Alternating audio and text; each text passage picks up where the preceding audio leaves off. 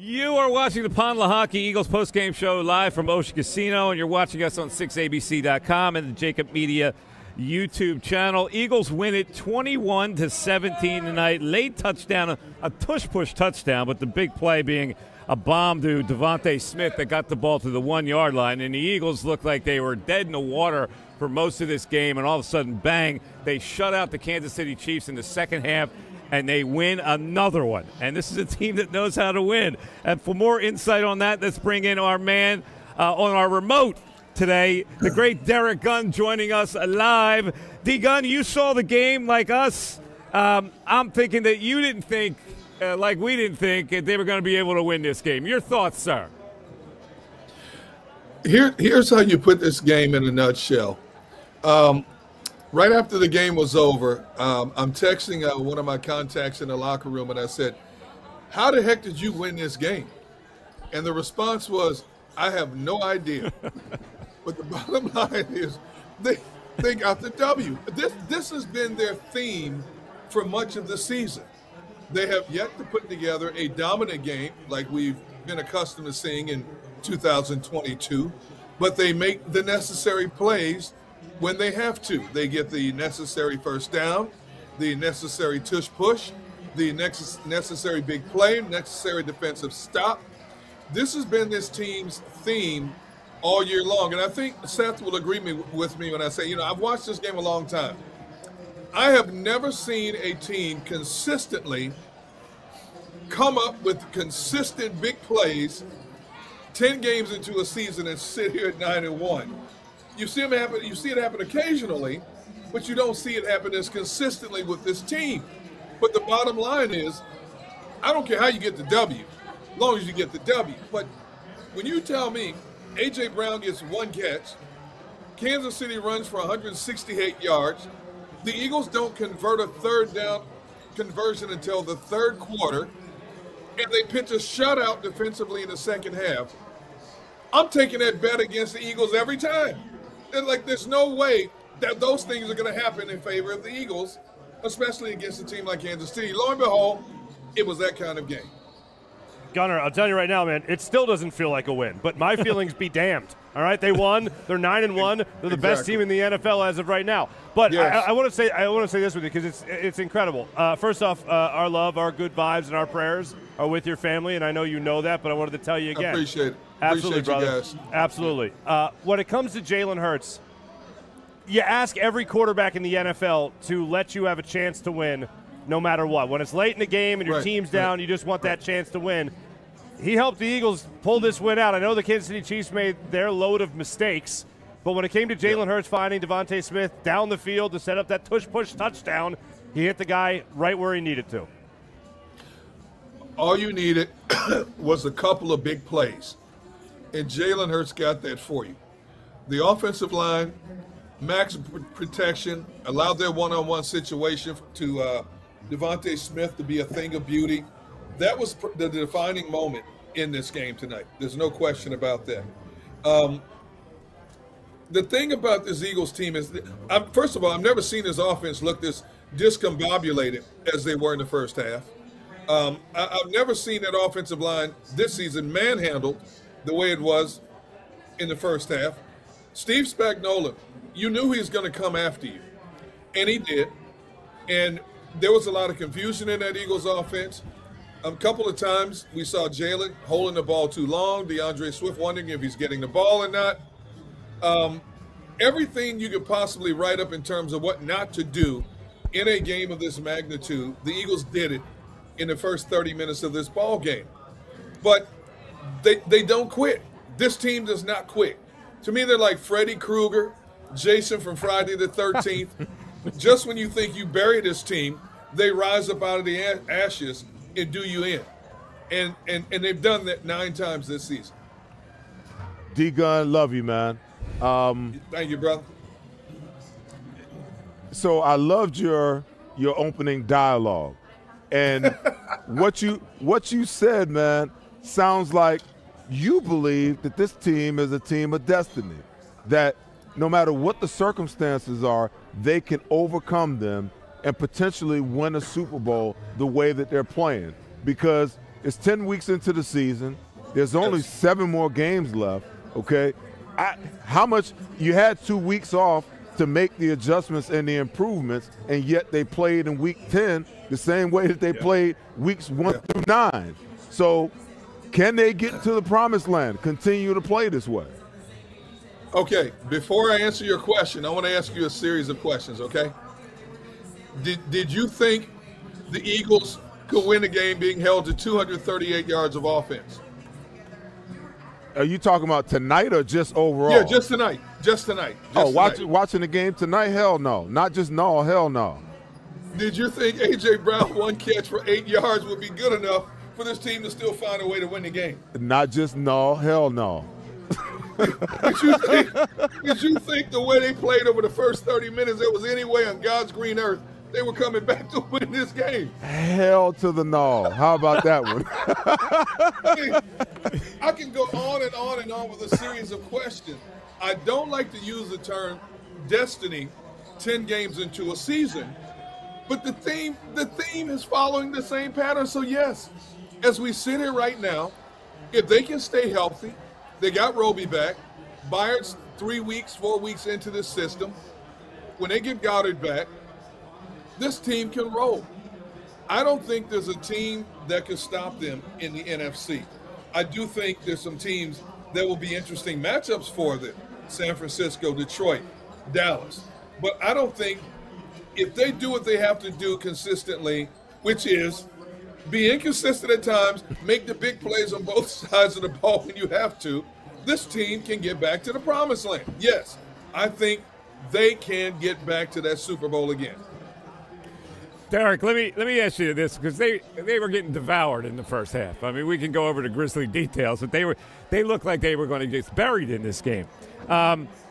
What turned it around in your mind? What adjustments did they make to stop the constant heat that the Chiefs were getting on Hurts in the offense in the first half, and the fact that the Chiefs weren't really getting the ball down the field consistently to score more points? Well, in a lot of situations, they went to max protect to give Jalen a little bit more time. They would keep the back end to give him a little bit more time. Then all of a sudden, they started to hit him with the middle screen to Swift. And you watch this game long enough to know when you got a fierce pass rush like that, you want to neutralize it, delayed draws, middle screen, outside screens. That's how you get that rush to back off of you. I mean, let's be honest. Kansas City's receivers dropping hand grenades, balls like hand grenades, that was a big factor also. I mean, who was it over the middle that dropped a short third down situation? Justin Watson. And then you see Scanlon drop a short touchdown pass. This has been Kansas City's problem all season. The fact that they only lost 2 games up to this point was phenomenal. This has plagued them all season long. And when you look at their overall numbers across the board, you can see why that their offense is not as explosive as we're accustomed to seeing it.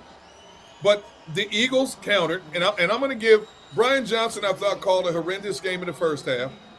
I thought he made the necessary adjustments in the second half. Neutralize that pass rush, hit them with quick hitters. That's what you do to get them back off.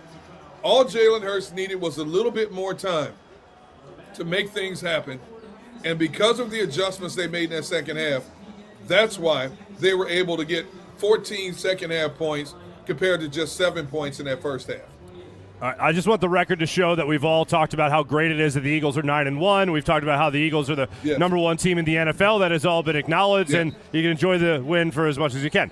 However, looking at that locker room, and you've already been in contact with people in that locker room, and you asked the question, as you said at the beginning of the interview, how'd you win this game? I have no idea.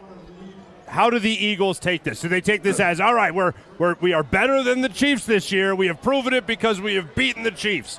Or do they take it as more of, okay, all right, we're kind of lucky to have won that one. They dropped a lot of balls that could have made a huge difference in the game. Or do you think they take this more as we are now better than the 2-time Super Bowl champion Kansas City Chiefs? No. To answer the latter part of your question, they're not better than the 2-time Kansas City Chiefs until they beat the Chiefs in the Super Bowl, if Kansas City gets back to the Super Bowl. They were better than Kansas City on this night. And I love how Jason Kelsey puts it in his proper perspective. He doesn't believe in revenge games. And I don't like to talk about revenge games because a revenge game in the regular season means nothing if it doesn't enable you to get to where you want to go in the long run. The bottom line is they walk up the field going, phew. That was interesting. But the bottom line is we're 9 up and 1 down. We're 1 game up better than Detroit in the NFC. We're 2 games better than San Francisco and Dallas in the NFC. Bottom line, we are still in control of home field advantage. And any good team will tell you, we'd much rather have you come to our backyard for a dogfight in the second season than us having to go to your backyard. So that's the most important thing, is keeping the dogs in the NFC at bay. And that's what the Eagles did in this game tonight. I always say, Mark, I don't care if it's an ugly win. I don't care if it's a putrid win. If it's a win, it's a win, plain and simple. D, there's no doubt about it, and we talked about it in the pregame about Spags and what he would do to this offense. He gave them fits. They didn't know who to block. They didn't know how to block. They didn't know where they were coming from. And then all of a sudden, they found their footing in the second half. And we'll continue to talk about, the offensive side of the ball. But we got to talk about Sean Desai and the adjustments that he made in the second half and the things that he was able to take away. After giving up 120-plus yards on the ground, they held him to like 40-something in the second half. They came out with a resolve to stop Pacheco. And then on the backside, how guys were up challenging and fighting. And then he started bringing blitzes at Patrick Mahomes, at certain points in the game. A couple of times, where last year in the Super Bowl, Jonathan Gannon just would not do it. I think that Sean Desai, in my opinion, when he gets these guys, a group of guys that he can have for a while consistently on the field, he's going to have a heck of a defense, man. The biggest factor, Seth, has been throughout the season on defense, especially the back end of this defense, is not having your guys consistently to formulate a cohesiveness on that back end. You look at how they've mixed and matched all season long for the most part. Justin Evans down. Eli Ricks get nicked up. Sidney Brown get nicked up. Avonte Maddox gone. Roby gets nicked up for an extended period of time. They bring Byard in 3-4 weeks ago. He's got to get adjusted to the system. He's a proven vet, but when you're playing in a new system with new personnel, it takes time for you to get used to who you're playing next to. It's almost like synchronized swimming. It doesn't happen overnight. It takes time to get used to. And that's where this back end of this defense was. Now, are they a complete unit yet? No. They got lucky in a lot of ways. On the one deep ball where Bradbury got burned, he got lucky. They got lucky on Scantling dropping a pass. But you go back to the drawing board. You look at the film, and you make those corrections. But in the bigger scheme of things, hey, Byard, in the right place at the right time, stops the red zone drive. I think the biggest defensive play of the game was Roby punching that ball out from Kelsey. Because Kelsey's not a fumbler. But Roby, with the heads-up play, saw an opportunity, took advantage of it, and it turned out to be in the Eagles' favor. You look at the overall numbers in the red zone, Eagles 3 for 3 in the red zone, Chiefs 2 for 4 in the red zone. Why were they 2 for 4? They won the turnover battle. Interception, forced fumble. That's huge in terms of winning a game like this on unfavorable conditions where big plays and big miscues are going to decide the outcome of a game like this. D, there's still a little bit of work to be done.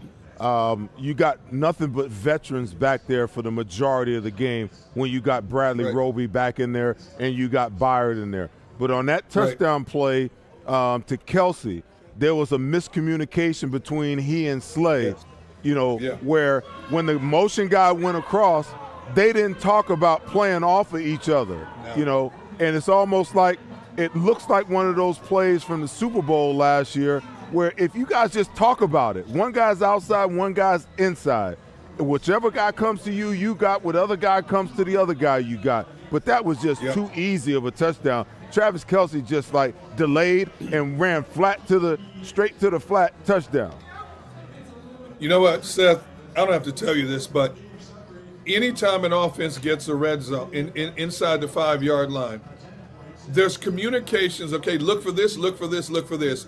And one of the first things you talk about is look for the rub play. It's one of the first things. And the fact that it happened to 2 veterans is concerning. Exactly, yes. Because if it's week 2, you say, okay, we're still getting acclimated here. We didn't play much together in the preseason. You know, practice is one thing, game speed's another thing. Here it's week 10, and you're going to have a Buffalo offense that loves to run the rub. San Francisco loves to run the rub. Dallas loves to run the rub. Seattle loves to run the rub.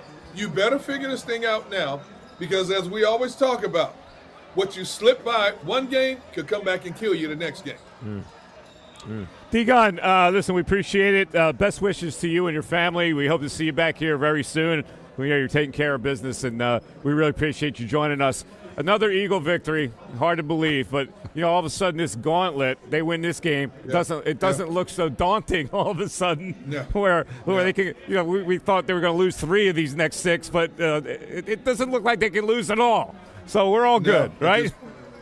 I couldn't agree with you more. It's like I'm still scratching my head, going off of what somebody told me in the locker room. I don't know how we won this game, but I just want to say before I roll, I miss you guys.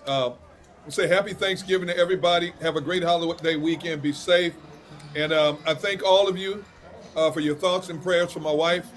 She's getting there. It's going to take some time as she's getting there. It's been tough in our family, but we've had such a large contingent of family and friends step in the gap and help us out in a lot of ways with meals and filling in gaps for me when I do certain things or when I can't do certain things. And, you know, I appreciate everybody's thoughts and prayers out there. And, you know, you guys enjoy your holiday as well, man. Appreciate you guys. D-Gun. Thanks, buddy. Too, Gunner. All right, that's Derrick Gunn, remote today.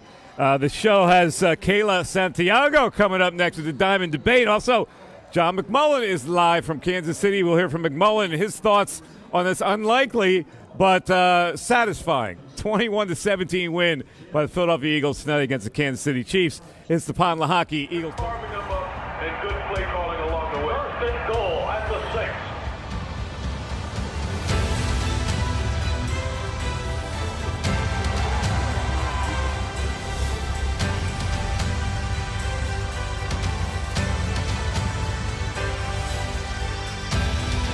On the field of life, First Trust Bank is there for you. Champions on 3. 1, 2, 3. Because Philadelphia dreams deserve a Philadelphia bank.